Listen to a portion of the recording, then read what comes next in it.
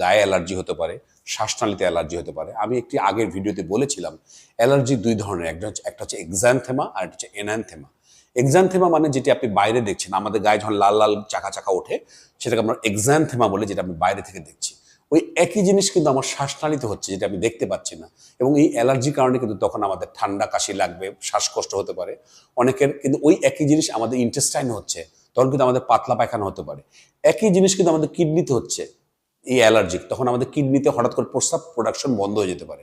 তাহলে এই এক্সানথেমা আর শরীরের ভিতরে যেটা হয় এনানথেমা, এটি নিয়ে ভোগে না এরকম লোক আসলে নাই।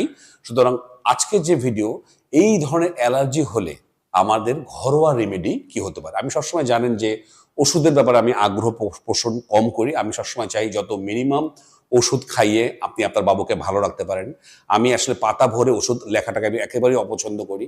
আমি কখনো 3টার বেশি ওষুধ আমি লিখতেই চাই না। সুতরাং আমি আপনাদের অনুরোধ করবো, যত আপনার বাবুকে যত কম ওষুধ দিতে পারেন তত ভালো।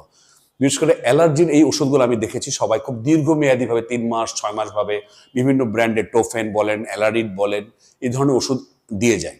তো আমি বলবো যত মিনিমাম ওষুধে, ঘরোয়া রেমেডির মধ্যে যদি আপনি আপনার নিজেকে বা আপনার বাবুর অ্যালার্জি ভালো করতে পারেন, তাহলেই সেটি বরং ভালো কাজ করবে।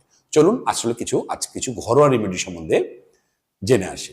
তো নাম্বার 1, এটা আপনাকে অবশ্যই আপনাকে ধৈর্যশীল হতে হবে। এটি আমি দেখেছি যাদের এই অ্যালার্জির সমস্যা হয়, অথবা অনেকেই মা বাবা তার বাবুর অ্যালার্জি অত্যন্ত প্যানিকড হয়ে যান। আমি বলবো আপনি প্যানিকড হয়ে কিছুই করতে পারবেন না। ধৈর্য ধরুন, বিশ্বাস রাখুন।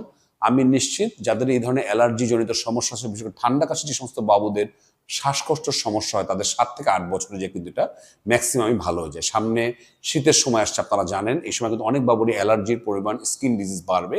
সুতরাং আমরা বলবো আপনি ধৈর্যশীল হবেন এবং আমি যে ধরনের উপদেশগুলো দিচ্ছি সেগুলো ফলো করার চেষ্টা করবেন। তো এই ব্যাপারে যে ঘরোয়া রেমেডি, আমাদের 2 নম্বর টিপস, সেটি হচ্ছে আমরা বলবো যে আপনি নিম পাতা ব্যবহার করতে পারেন।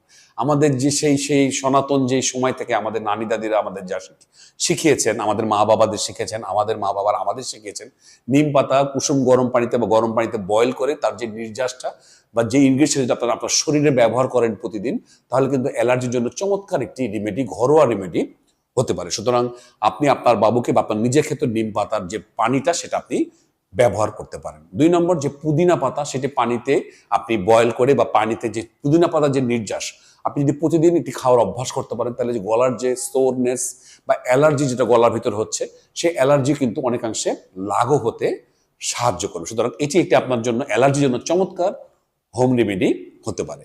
3 নম্বর যেটা আমি বলি সেটা হচ্ছে কুসুম গরম পানিতে মধু খাওয়ানো। এই মধু আপনি আপনার বাবুকে দিন। অবশ্যই আমি বলবো এটা 1 বছরের পরে দিতে হবে। 1 বছরের আগে আমি বাবুদের মধু খাওয়াতে আমি নিজেই নিরুৎসাহিত করেছি। আপনি মধু দিতে পারেন কুসুম গরম পানির সাথে, তাহলে কিন্তু এই সোরনেস কমে আসবে এবং অ্যালার্জি কমাতেও সাহায্য করবে।